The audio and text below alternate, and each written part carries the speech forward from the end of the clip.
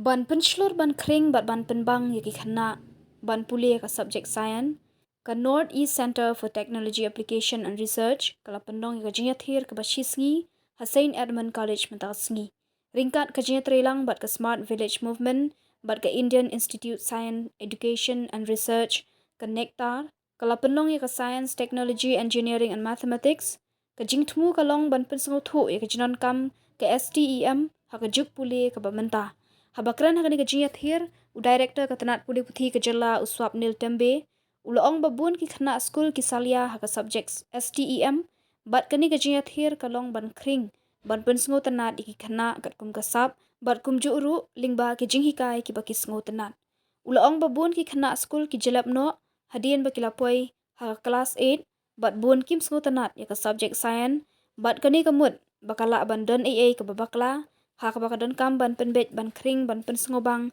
yaki ban pule ha ka subject Saian labs or innovation or other words were used, but now it has become quite common. And we also have in some of our schools we do have a dedicated STEM lab. So that's a good thing that we are moving along. In fact, NEP talks about it in quite some detail, and this is how we inculcate curiosity.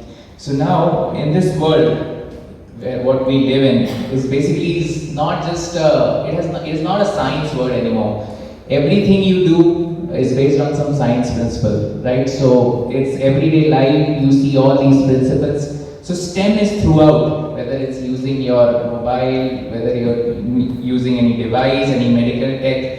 It's not confined to science. That's what I want to say. So STEM is everywhere, and it is the backbone of this modern life. It gives us certain skills which our students need, not just in daily life, but in appearing in so many exams and in so many things they do. They need critical thinking, they need problem solving, they need creativity, and they need collaboration.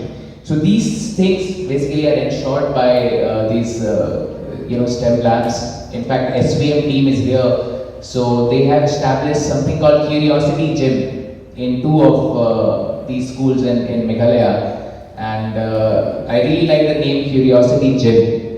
When we want to improve our physicality, when we want to ensure that we are physically strong, we go to the gym. And the same with the brain. So when we want to do with our brain to enhance our curiosity, so they have named it very nicely. And recently only we one of the schools, they organized an exhibition. So it was 1 year before the Curiosity Gym was established at that school, and 1 year after, I think last week if I'm not wrong. So the students exhibited what they have learned. They made models, and it is really nice that in a period of 1 year they have learned a lot. And it's not just that. I mean, they have become more interested in studies.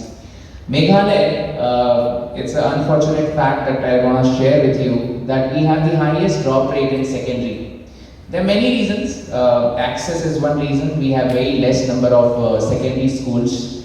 In a state where we have more than 9,000 elementary schools, we have only 1,000 secondary schools. So you can imagine like what is the lack of secondary level schools is there. Financial reasons are there. People living in rural areas, they cannot commute to the urban centers, to the clusters.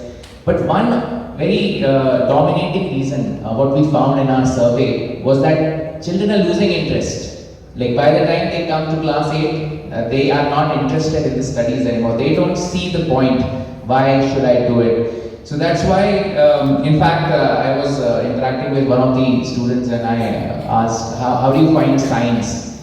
So, I mean, he said, I don't find it interesting. So that's something struck me really hard. I mean, how can one not find science interesting? So that means we are doing something wrong. We are just maybe limited to textbooks. It has to be applied, it has to be experiential. So that is one of the very important aspects of STEM, that it's experiential. And that's the way children will find it interesting. So these curiosities, and if you, and concept in our state is the Chief Minister's youth centers which are there. So these are generating curiosity, and if you go there, you'll see the kids are, and it's all voluntary. They're coming on their own. They're doing things and all, and they have ideas. They have startup ideas. So just by giving them a STEM lab, you have done so much by bringing that curiosity. So that is the relevance of basically STEMs, and of course we want to do more. We want to touch more schools. So now, what is the role of teachers in STEM education? So at the outset, there is this feeling now with the AI coming, with the chat GPT coming. What is the actual role of a teacher? So a role of teacher can never be replaced. I mean, there can be AI bots teaching, and there can be so many AR, VR, everything is there. But they can solve a problem, they can demonstrate something, but they cannot motivate a child, right? So teacher's role will always be there as the prime mover of education. It's just that these technologies will equip you to keep it interesting, to make it interesting, to keep the child involved, to initiate that curiosity. So we should not look at these new things as they are here to replace your role. Nothing can replace your role.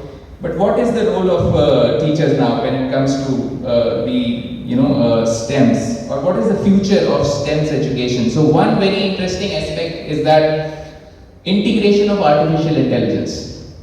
Now, as simple as ChatGPT when it was launched, I was very curious about it. So it helps you a lot. It makes you efficient. It reduces the time you give for mundane tasks, like for the repetitive tasks.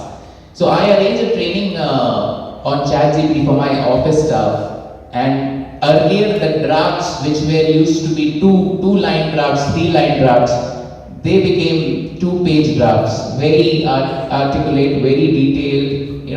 So it improved them. It saved their time. At the same time, it improved the drafts. So many things. So we have to embrace technology, and these days children, have access to all this, and they can. Of course, one way is that they can, use it to do all what they are supposed to do. But we have to make sure that they use it rightly. We are living in an age of information, internet. All those facilities are there, but the distractions are also there. So you as teachers and we as administrators, we have to make sure that our children make the right use of this technology. It's very, very important. Next is interdisciplinary learning. When we